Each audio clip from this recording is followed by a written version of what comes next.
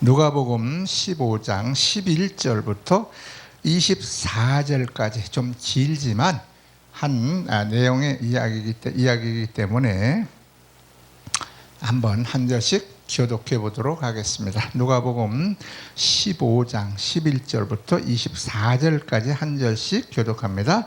또 가라사대 어떤 사람이 두 아들이 있는데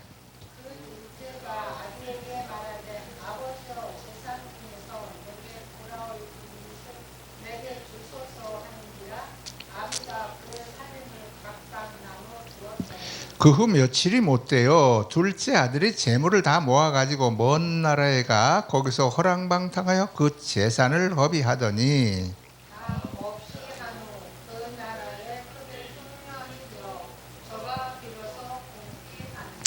가서 그 나라 백성 중 하나에게 붙여 사니 그가 저를 들러 보내어 돼지를 치게 하였는데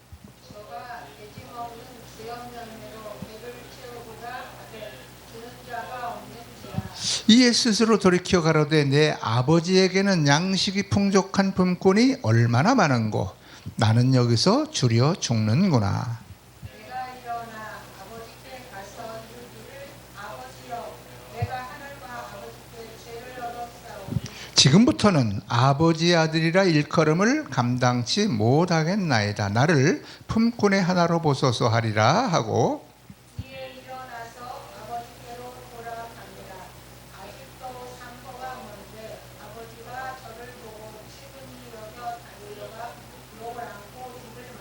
아들이 가로되 아버지여 내가 하늘과 아버지께 죄를 얻었사오니 지금부터는 아버지의 아들이라 일컬음을 감당치 못하겠나이다 하나 아버지는 종들에게 이르되 제일 좋은 옷을 내어다가 입히고 손에 가락지를 띄우고 발에 신을 신기라 그리고 살진 송아지를 끌어다가 잡으라 우리가 먹고 즐기자.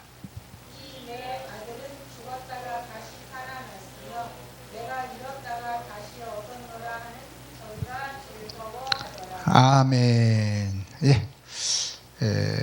뭐 탕자의 비유 뭐 이렇게 말씀을 사람들이 많이 하고 또는 되찾은 아들의 비유 이렇게 또 제목을 달아놓기도 했습니다.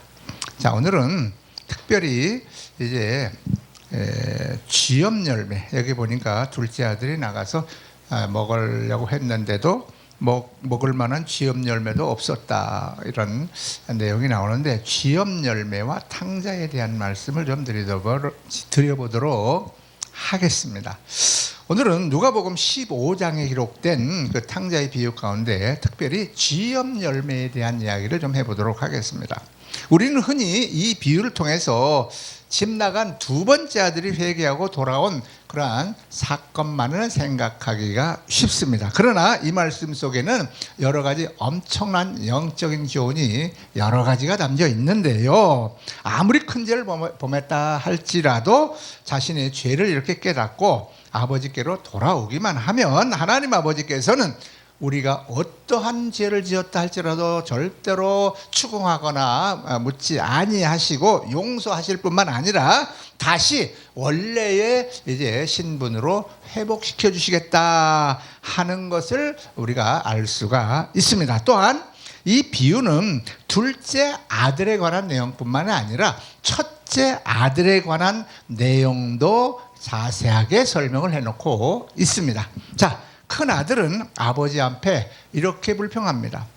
내가 여러 해 아버지를 섬겨 명을 어기었거늘 내게는 염소 새끼라도 주어 나와 내 벗으로 즐기게 하신 일이 없더니 아버지의 살림을 창기들과 함께 삼켜버린 이 아들이 돌아오매 이를 위하여 살찐 송아지를 잡으셨습니다 라고 하면서 아버지에 대하여 불평을 하고 있습니다. 이 말씀은 단순히 두 형제의 이야기가 아니라고 하는 것이죠. 전통적으로 이제 어떻게 해석하느냐면 이 큰 아들은 율법을 이제 잘 지켰던 그 유대인들, 선민이라고 자랑했던 그 유대인들을 상징하고 또한 둘째 아들은 죄인들 그리고 이제 유대인 이외에 다른 이방인들을 상징한다고 이렇게 해석을 하고 있습니다. 당시 유대인들은 자기들만이 하나님의 백성이고 선민이라고 생각하여 이제 그 죄인들과 이방인들을 아주 그냥 사람, 인간 취급을 하지 않았습니다. 멸시했습니다. 그러나 예수님은 이제 하나님께서 잃어버린 영혼을 찾으시고 회개하는 죄인을 기뻐하신다고 하는 그 사실을 이렇게 오늘 비유를 통해서 가르쳐주고 계시는 것입니다. 자, 또한 집을 나간 둘째 아들만 죄인이 아니고 집안에 머물렀던 첫째 아들도 아버지의 마음을 알지 못하는 그런 죄인이라고 하는 사실을 일깨워주고 있는 것입니다. 결국 둘 다 큰아들이나 둘째 아들이나 아버지의 그 마음을 알지 못하고 사랑을 다 잃어버린 두 아들들이었던 것을 알 수가 있습니다. 오늘 말씀을 통해서 우리는 스스로를 돌아다 보아야 되겠습니다. 나는 하나님을 떠난 둘째 아들과 같은 탕자는 아닐까?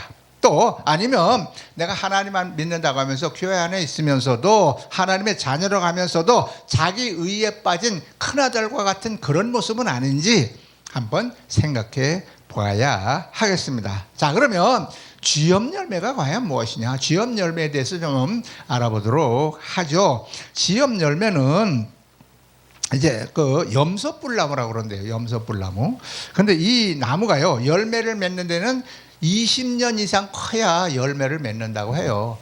야, 20년을 커야 열매를 맺는 그 나무를 누가 심겠어요? 지금 저도 시골에서 이렇게 보면 사과나무라든지 뭐 복숭아나무라든지 이런 과일나무, 감나무라든지 호두나무라든지 밤나무라든지 이런 걸 시골에서 심어놓고 따는 걸 이렇게 본 적이 있는데요. 사과나무도 보통 4, 5년 되면 따거든요. 뭐 호두나무 같은 건 좀 더 있어야 되고요. 대추나무 같은 건 몇 년 지나면 다 땁니다.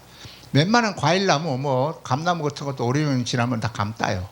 자, 그래서 몇 년 지나면 과일을 수확해야 되는데 이 쥐염나무 열매는 20년 이상 열매를 맺기까지 자라야 열매를 맺는다고 하니 엄청나게 오랜 시간이 걸리네요.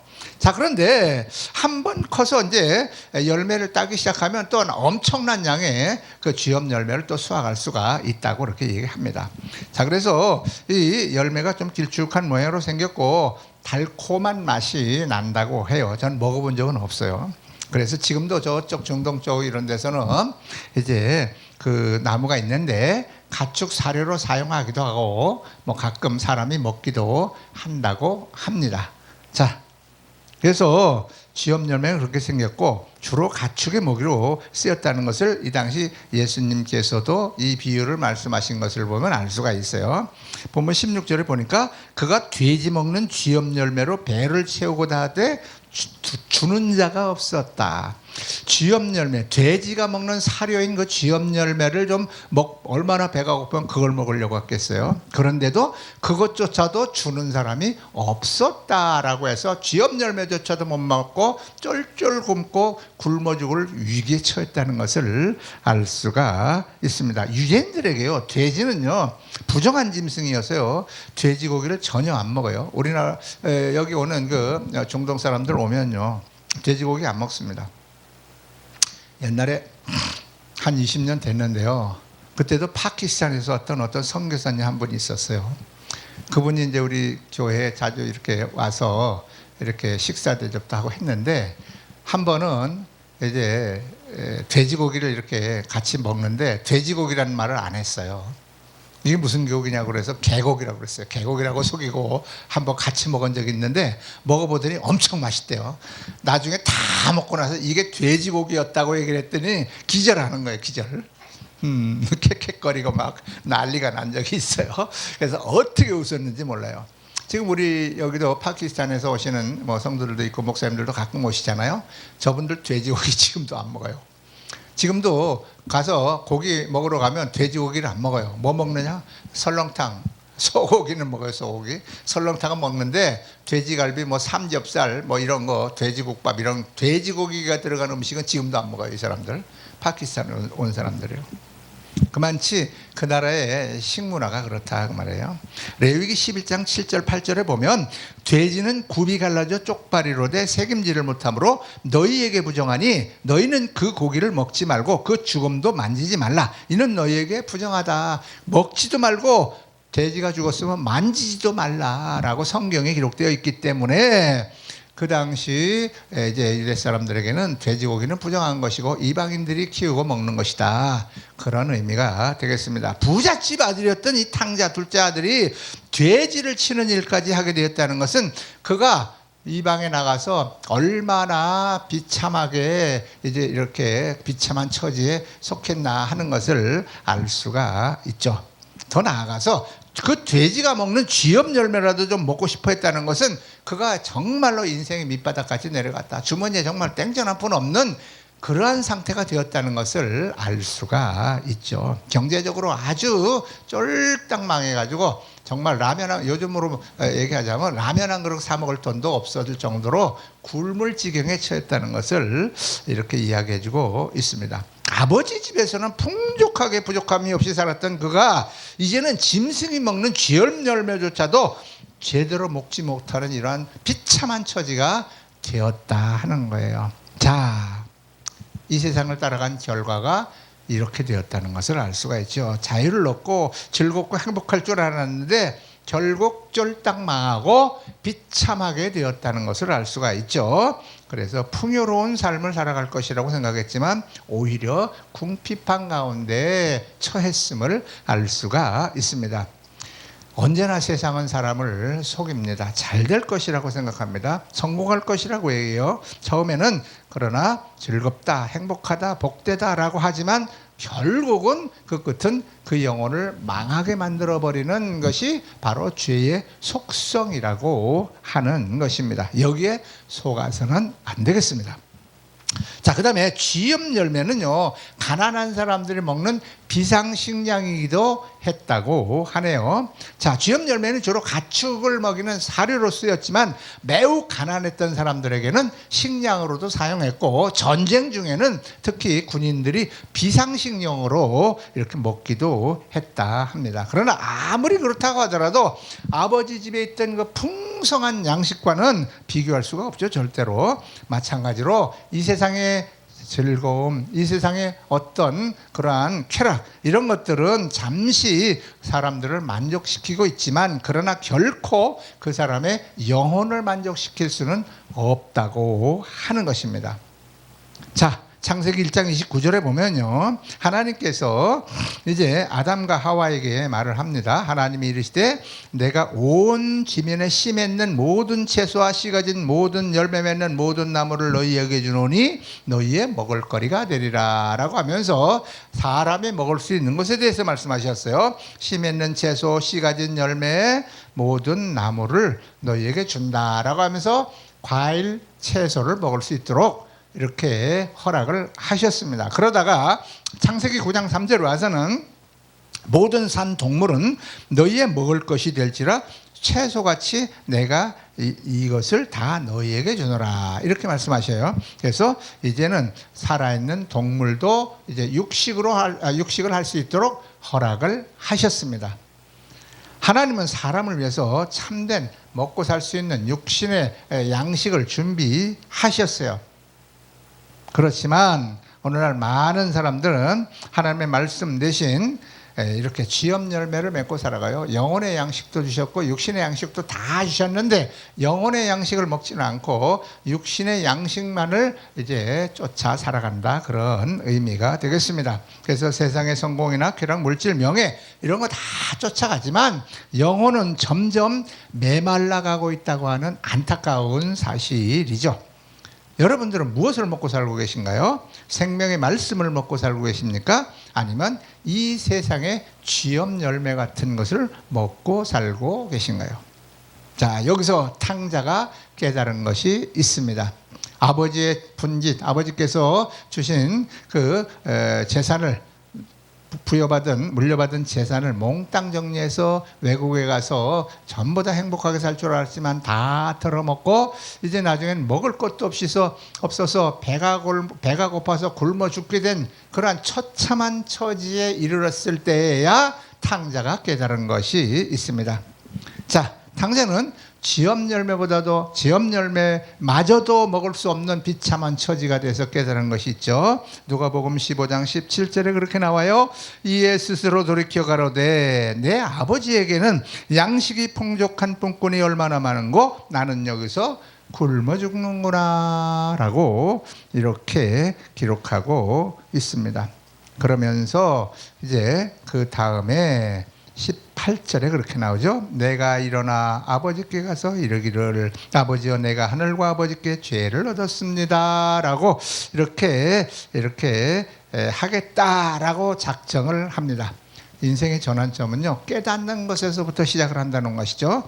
탕자는 자신의 처지를 돌아보았어요. 자신이 어디에 있어야 하는지를 깨닫게 된 거예요. 그래서 그렇게 결심한 거예요. 내가 일어나. 여기서 중요한 말씀이 바로 내가 일어나라는 것입니다. 그 자리에 주저앉아 있는 것이 아니고 처지를 비판하고 그냥 누워있는 게 아니라 새로운 힘을 얻고 깨달음을 얻어서 행동의 변화를 일으킨 겁니다. 돌이킨 겁니다. 내가 일어나. 여기서 깨달은 다음에 이제는 내가 돌이켜서 일어났다는 거예요. 잘못을 알았으면 그 자리에서 즉시 일어나서 돌아가야 된다 하는 것을 알고요, 말씀하고 있는 겁니다. 세상의 쥐업 열매를 버리고 아버지의 집으로 돌아가기로 작정을 합니다. 이게 바로 회개라고 하는 것이죠. 이것이 참된 회개이고 믿음의 열매가 되는 것입니다. 자, 탕자가 집을 떠났을 때는 실패를 했습니다. 처음에는 달콤했습니다. 그러나 시간이 갈수록 그는 망했습니다. 아버지 집에 돌아왔을 때 모든 것이 원래대로 회복이 되었습니다. 아버지는요, 아버지가 물려준 재산을 탕진하고 거짓골을 하고 돌아온 둘째 아들을 보고 정죄하지 않았습니다. 탓하지 않았습니다. 그리고 나무라지도 꾸중하지도 않았습니다. 정죄하지 않았다는 거예요. 과거를 들추지 않았습니다. 우리 예수님께서는 우리가 어떠한 모습이라도 돌이켜 돌아오기만 하면 절대 우리의 과거를 묻지 않습니다. 과거를 들추는 것은 마귀예요. 마귀가 과거를 들춥니다.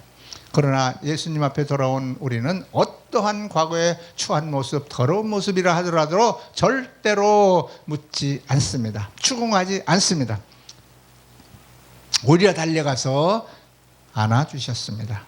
좋은 옷을 입혔습니다. 목욕시켰습니다. 손에 가락지를 끼웠습니다. 발에 신발을 신겼습니다. 아들의 위치를 회복시켜 주셨다 하는 것입니다. 그리고 잔치를 베풀었습니다. 이것이 하나님의 사랑이라고 하는 것입니다. 하나님은 회개하고 돌아오는 자를 절대로 외면하지 않으시는 좋으신 하나님이십니다. 용서하실 뿐만 아니라 원래 위치대로 회복시켜 주십니다.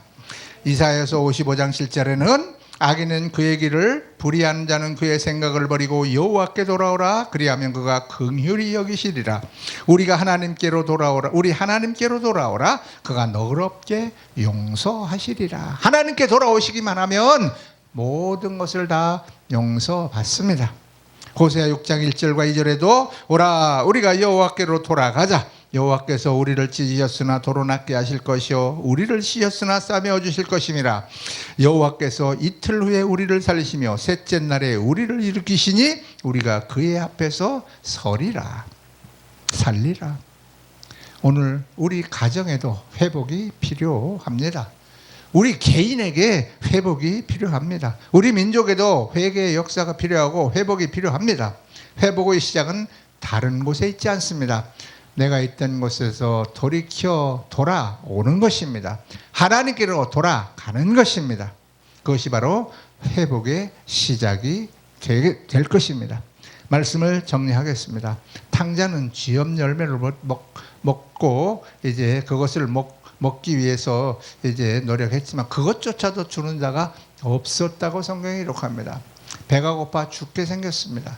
요즘으로 말하면 세상에서 완전히 실패해서 정말로 비참한 처지에 처한 모습을 상징하고 있죠. 그때 깨닫습니다. 그 전에 미리 깨달았으면 좀 나았을 텐데 깨닫는 게 좀 늦기는 했어요. 그런데 우리 인간은 둔해서 빨리 깨닫지를 못해요. 이런 비참한 처지가 되었을 때 깨닫습니다.